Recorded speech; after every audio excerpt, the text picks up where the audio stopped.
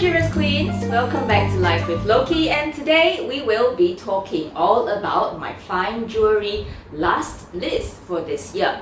Well, I have recently started my fine jewelry collection on my last trip to Paris, and if you missed my Cartier triple unboxing, I will leave the links up here so you can check out the pieces I got. Hello if you're new and welcome to my safe space. My name is Lokie and I indulge in luxury of all sorts, from vintage to pre-loved and brand new, and of course I love chit-chatting about luxury as well. So if this is what interests you, then please subscribe and support a small YouTuber like myself. So I have been sharing a lot about my handbag collection and was just wondering if only I could amass a nice fine jewelry collection. So here we are today, dreaming of my perfect fine jewelry collection. Now, the first item on my wish list is the Van Cleef & Arpels Frivole necklace in yellow gold with a gorgeous diamond in the center. In fact, I had the opportunity to visit the local VCA boutique in town just to try the sizes on. I've watched so many YouTube videos, but I figured it will be best to try the sizes in store.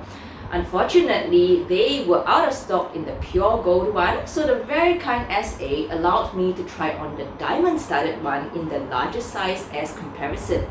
I feel that the smaller size is daintier for me, and I love that the yellow gold pops quite nicely on my skin tone. I was also given the rose gold frivole with ruby to try on, as I thought that looked really quite unique, but I felt that the rose gold literally blends right into my skin tone. However, the SA did mention that there is also an emerald version with yellow gold, but it was out of stock as well. But that will definitely be something I could consider and try when they next have stock. So I think it will be a close match between the frivole in yellow gold in the one diamond versus the precious stone emerald. Another item which I thought was fairly unique and quite like the frivole is from Cartier, and that would be from the Cartier Orchid collection. This orchid necklace has 5 petals and is gorgeous in a way that it resembles a lot like the real flower, and it is also coincidentally the national flower of Singapore. Similar to the frivole, it has one diamond centerpiece but only comes in rose gold, which is not my top choice color for gold. I tried checking out my local boutique for this necklace, and unfortunately they don't carry the orchid range at all. So this piece may be somewhere on my radar, but I would need to look at the finer details if the petals are too flat for my liking and if the rose gold would take my breath away. And my next piece, which I really want, is the VCA Vintage Alhambra in the Hamlet yellow gold necklace. I know a few ladies on YouTube have advised about the other stones being rather fragile, like the mother of pearl, and not really suitable for everyday wear, which makes me more cautious of getting one. But I really love the 4-leaf clover design, which is so classic of VCA. I was tossed between the Guilloche, which is the sunburst design, which looks so delicate, versus the Hamlet gold version. The similarity between these two are that it is completely gold, so it may be more hard wearing and suitable for everyday wear. Though I have heard that the Guilloche design can scratch up too, especially when we layer our necklaces. I chose the Hamlet design mainly because it is not too shiny and more matted in my opinion. Also, even if it scratches, it probably will not be that obvious unless under close scrutiny. However, if the scratch goes across the Guilloche sunburst stripes, then I think that can be really obvious.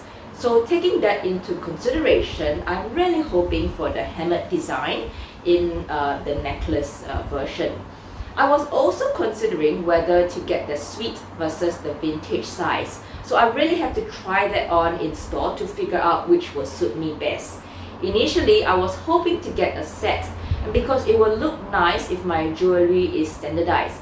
Unfortunately, I've just realized my ear piercings have closed. because I don't have a habit of wearing earrings, and so the last I can remember wearing a pair of earrings was like 4 years ago. So I'm not really sure if it's a blessing in disguise, so at least I can save some money on splurging on earrings as well.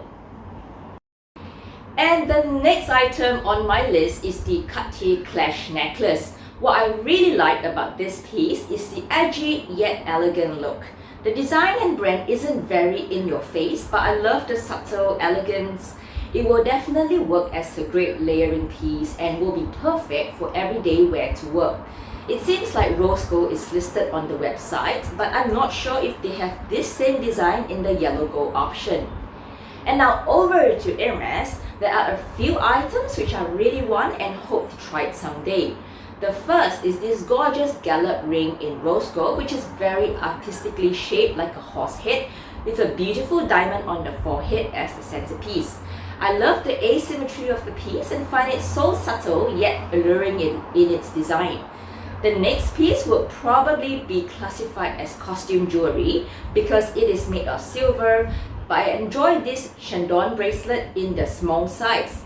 I have not had the opportunity to try this in store, but I am really hoping it would fit a small wrist size like mine. I think it would be perfect if I can match it with this gorgeous Chandon ring I purchased from Paris on my last trip. And of course, back to Van Cleef & Arpels, the Pearlesque collection has some really classic pieces I would love to have. The pearly pearls of gold ring in yellow gold can be a nice everyday ring with the potential to stack with other designs. But another more interesting piece which I feel is worth a look at is the Pearlesque Colliers variation ring, which is a variation of the gold pearls, but the size of each pearl gradually gets a bit larger towards the center pearl, which is a beautiful malachite stone. I love the attention to detail for this, and I think the yellow gold with the green is so beautiful.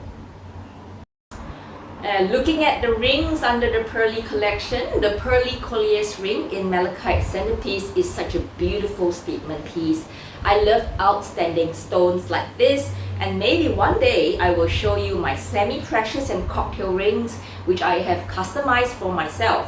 So far I don't have any nice deep green stones in my collection, so this will be a nice addition. Well, I wonder how many of you are like me and covered so many beautiful things at once. I really don't know how I will go about satisfying my last list, but I must say these are the prettiest pieces I wished I owned one day. And of course, I really hope my husband watches this video too, and I hope you enjoyed today's video of my fine jewelry last list for 2022. Remember to subscribe if you enjoy content like this and give me a thumbs up as well. Of course, if you own any of these pieces, I would love to hear your review if it is worth acquiring and adding to my collection. Thank you for watching, Queens, and have a blessed week. Goodbye!